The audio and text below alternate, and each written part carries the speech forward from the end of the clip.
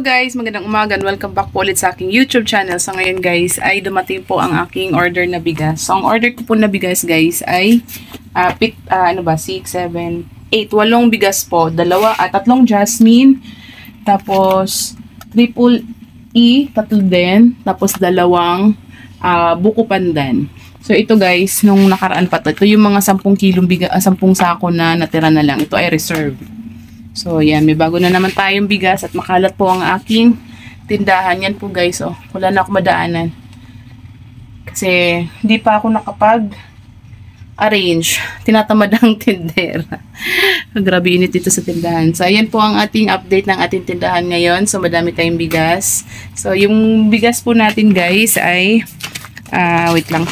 Saan ba yung resibo natin? Oops. Nahihirapan ako dumaan.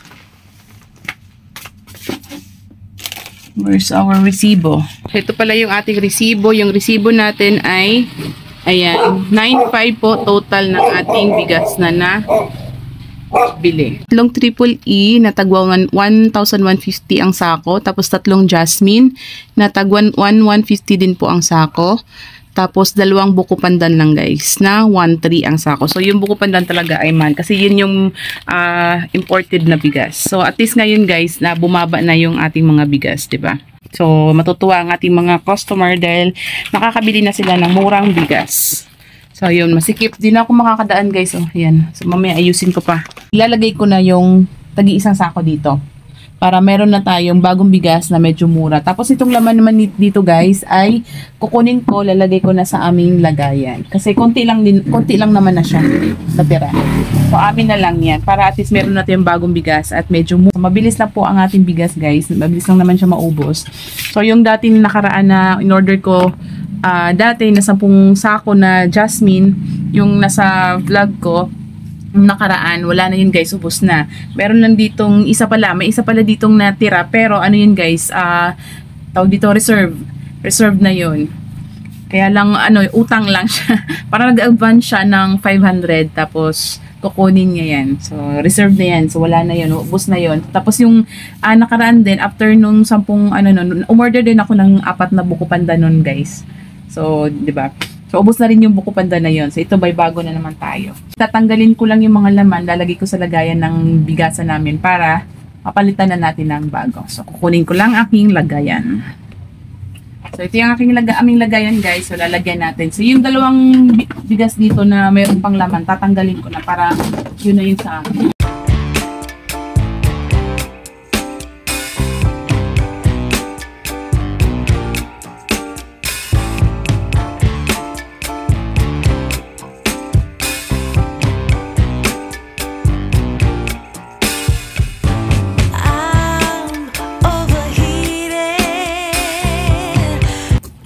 So, ayan guys. Ito na yung ating bigas. Puno yung ating lagayan ng bigas. So, wala nang laman ang ating 2 lagayan. So, papalitan na natin siya guys. Lagyan natin ng jasmine tsaka yung triple E na bigas. So, kung may lalagay, since 8 lang naman yung ating bigas, may isa guys, reserve na. Yung isa, di ba yung isa is reserve, yung dating isang bigas. Ito naman, mamaya kukunin naman to.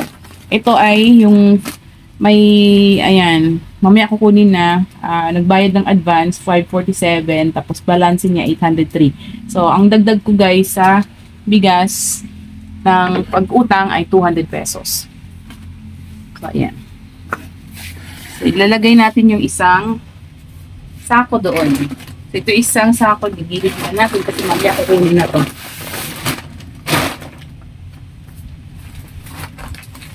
Mabigat ang ating bigas. Yeah. Ay. Alam nyo guys, kargador talaga ako dati. Kargador, kaya malakas tayo. Mahina sa akin ito isang sakong bigas. 25 kilos lang naman to guys, so okay. Ayan, dali natin doon. Medyo masikip yung ating kasi yun, nag-arrange pa lang ako ng ating paninda. Kaya lang masikip. Diba? Hindi na natin na. Ako din na sa basa. So, ayan guys, pag ikaw lang sa tindahan, talagang mahirap. Walang katulong. Kaya wanted katulong. So, ayan. Lagay natin dito.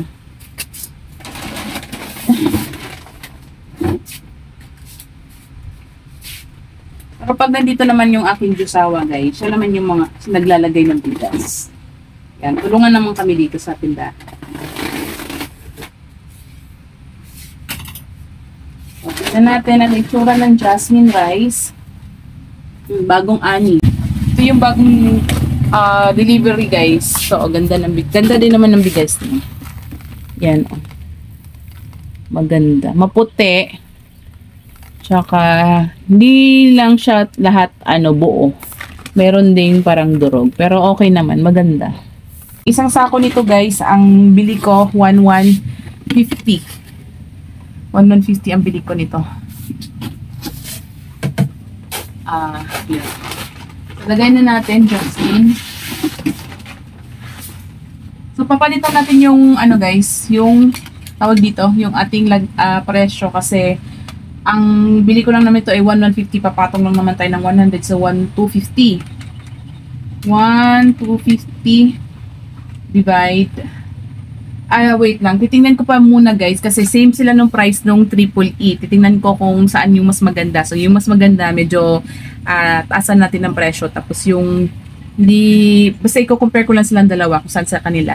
Tapos yung hindi maganda, yun yung add natin ng 100. Tapos yung isang maganda ng jasmine or saan sa kanila, yun dadagdagan natin ng siguro 132. Kasi ang ganun pala, 100 to 120 lalagyan. Papatungan natin ng ganun. Difference yung presyo natin.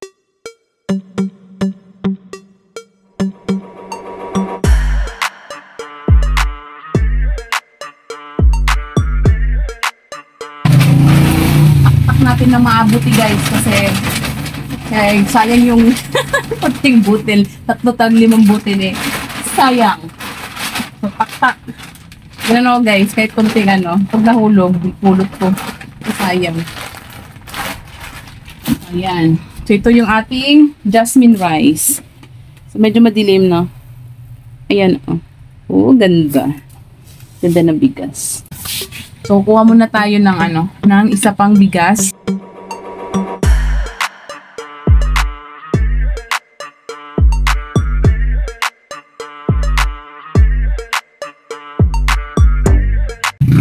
Ay, napagod ako.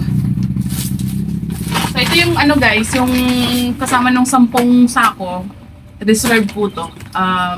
Bayad, yung 500. Tapos yung the rest ay utang. Nagpapautang tayo ng bigas. Ito yung triple E.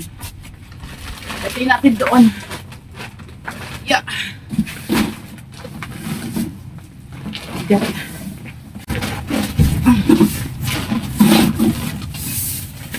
Yan. Uy. Grabe. Pakainit.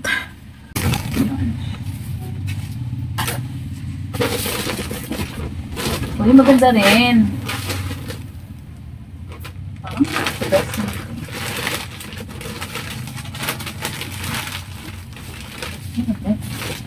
Triple. Ito. Itak sa inyo guys. Ito. Triple E. Ano ba to? King. Leonard. Anong bigas to? Triple super rice. Ano to? Special rice. Special rice daw. Ewan ko. Amoy natin. Kung ganda ba? So, ito guys, mas mabango. Maganda to, mabango. Ito hindi naman siya mabaho. Kaya hindi siya ito parang mas bagong bigas. So, ito yung medyo ito yung dadagdagan ko ng 100 lang. Tapos ito siguro dadagdagan natin ng 120 or 130. So, kung sa kung sa ano guys, 1150, 1150 kasi bili ko nito. Ito, same lang naman sila. So, kung dadagdagan ko siya ng 130 plus, ay hindi pala, ito pala yung jasmine. Ito, magiging ano to, 1150 plus 100 lang. So, ang price nito guys ay 1 to 50 divide 25. Ang price nito per kilo, 50 pesos. Ito naman ay 52. Yun, para may difference lang. 52 times 25. 1.3 less. 150. So, 150 ang patong ko dito. Ito naman dito ay 100 lang. So, maganda din yung guys. Maganda din yung bigas niya guys. Maganda din yung bigas niya. Ayan. Maganda lang, ang ano lang, difference nila, mabango ang itong jasmine.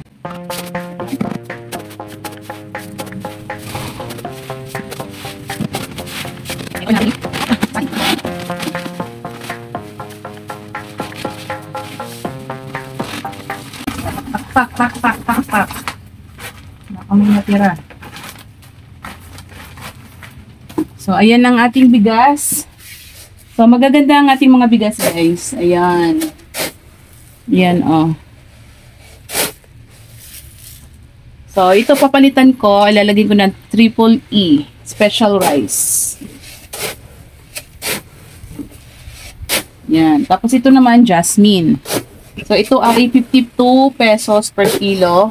At ito naman ay 50 per kilo.